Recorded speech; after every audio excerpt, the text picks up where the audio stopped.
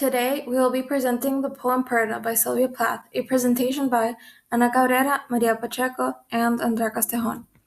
Purdah by Sylvia Plath.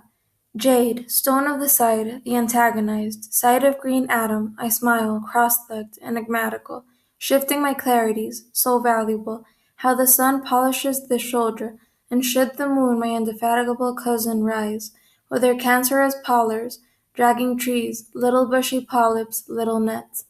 My visibilities hide. I gleam like a mirror. At this facet the bridegroom arrives, Lord of the mirrors. It is himself he guides, and among these silk screens, these rustling appurtenances, I breathe, and the mouth veil stirs its curtain. My eye veil is a concatenation of rainbows. I am his. Even in his absence, I revolve in my sheath of impossibles, priceless and quiet. Among these parakeets, macaws, oh chatterers, attendants of the eyelash, I shall unloose one feather, like the peacock. Attendants of the lip, I shall unloose one note, shattering the chandelier, of air that all day flies its crystals. A million ignorants, attendants. And at his next step I shall unloose from the small jeweled doll he guards like a heart, the lioness, the shriek in the bath, the cloak of holes.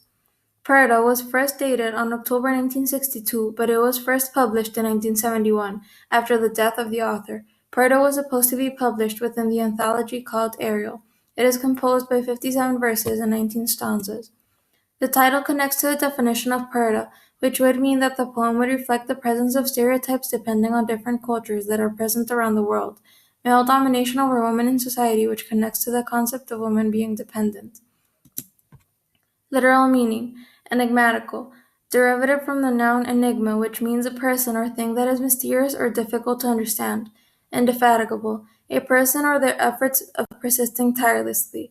Polyps, a small growth, usually benign, with a stalk, protruding from a mucous membrane. Concatenation, a series of interconnected things. Themes present in this poem: sexism, seclusion, or servitude of women, and the power of women. By the end of the poem, themes like servitude of women are seen in other poems by Sylvia. There is a type of metamorphosis within the character because we see her going from an oppressed woman to a strong, freed woman, especially when Plath says, I shall unloose from the small jeweled doll he guards like a heart, the lioness, the shriek in the bath, the cloak of holes. The speaker and audience. The speaker of the poem is a woman most likely wearing a purdah. The woman can be inferred to be Sylvia Plath due to her tendency of using poetry as a confessional. The title of the poem is reflected, just like the mirror Plath compares herself with. We can speculate the speaker to be a woman who feels caged and chained. The audience of the poem are all women who feel oppressed, where no freedom is felt or seen by them. The purpose with which Plath wrote the poem is the portrayal that the representation of the Purdah is like a veil that shows the servitude of women. However, it gives a turning point into which it calls for change and motivation to change this image and fight for women's freedom. The event seen in the poem is that of self-discoverment, the development of the main character and the struggle she faces as she tries to fight back from the world's representation of women and what we truly are. Objectification and the views the world has towards women are clear, especially in the stanzas where Plath says, I am his, even in his absence. When she refers to herself as a lioness and no longer as a doll, that's when we know the woman found her true value and no longer conforms to other people's perceptions. The setting and time, October 1962. The poem takes place during the night. Setting and place. It takes place in a costly stone. The woman is sitting down in a stone thinking and trying to understand her own perspectives. Tone and mood.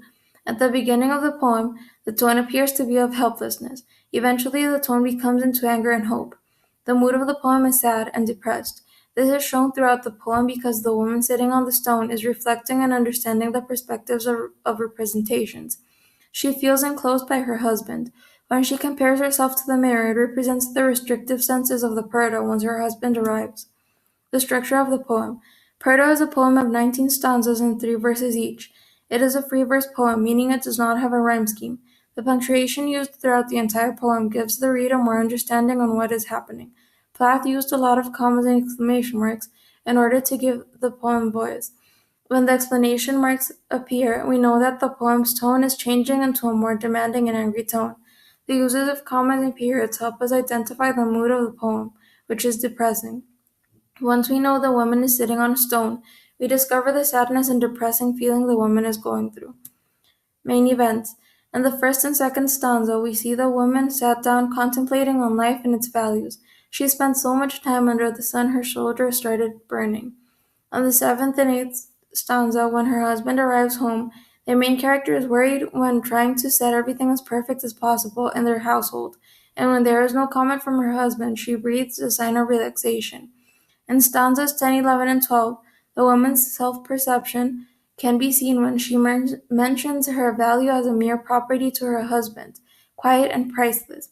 By the end of the poem, a sort of resurrection for the Purdah clad woman is observed, from a porcelain doll to an animal of wrath.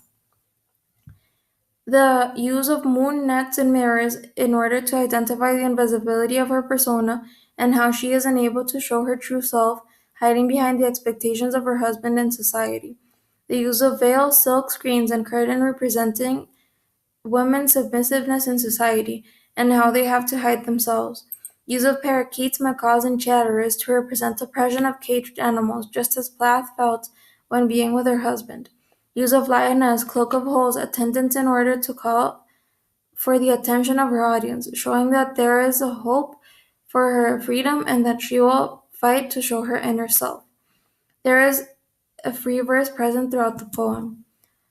The language and imagery. In stanzas 11 and 12, the poem names birds and relates this to a paradox by using the word quiet. The audience notes that this contrast is due to the creation of an image that shows caged birds who are unable to sing, just as women are unable to speak their minds. In the 18th stanza, the poem relates a woman with being a doll that is kept under cover. There is a mental picture of ownership and power over women since they are treated as objects that are owned and are not allowed to experience life for themselves. In stanzas 8 and 9, this is relating to the submissiveness of women since the woman portrayed in the poem is hidden behind the veil. As the audience, we are able to sense the patriarchal domination in society and the objectification of women. Literary devices, hyperbole, a million ignorance. The indifference towards women oppression that is present in the minds of many people. I shall lose one feather like the peacock. This brings attention to a matter through the comparison of a peacock and the importance of what it means to lose this. Allusion, side of Green Atom, comparing the blame of women to the bad actions of men and dating this idea back to the ancient times of the Bible. Personification, how the sun polishes this shoulder. The sun gives importance to women by shining on them. Symbols, the moon, my indefatigable cousin. Appearance that is dull, obscured, and covered.